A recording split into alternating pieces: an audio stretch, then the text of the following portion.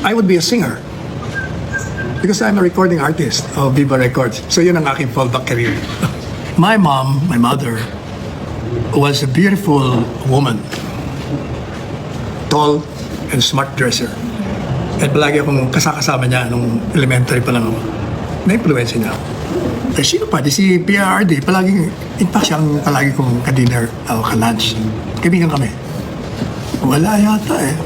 I'm just an ordinary person. So, there's nothing to describe me. Celebrity crush? Meron ba? Wala yata. Wala pa, mukhang hindi ko pa nakikita.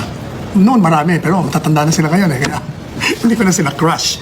Wala pa nakakita bago. Alam ko na ako daw ay bading.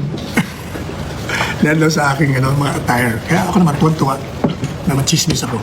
Lalo kung malalapit sa mga ladies.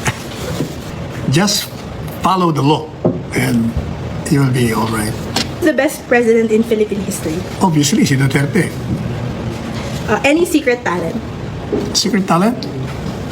Pag sinarado niya, sasabihin ko, mahirap yan sabihin, baka maano na naman ako. Magkakaroon na naman kontrobersya. Bubulong ko sa inyo mamaya.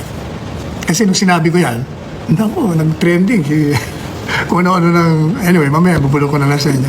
What's the last thing you Googled? Ginugol? Ano nga bang ginugol ko? Movie eh. Kasi nanonood ako ng movie, hindi ko alam kung anong istorya, kaya ginugol ko siya. Who are the best liars? Lawyers or politicians? Lawyers don't lie. It's our clients who do. We believe them because we have no other choice. Politicians, talagang nakakabit na sa kanila ang kasinungalingan. If you could jail one person today, who would it be? Jail? Hindi person eh. Gobyerno ang ikukulong ko dahil sa kanilang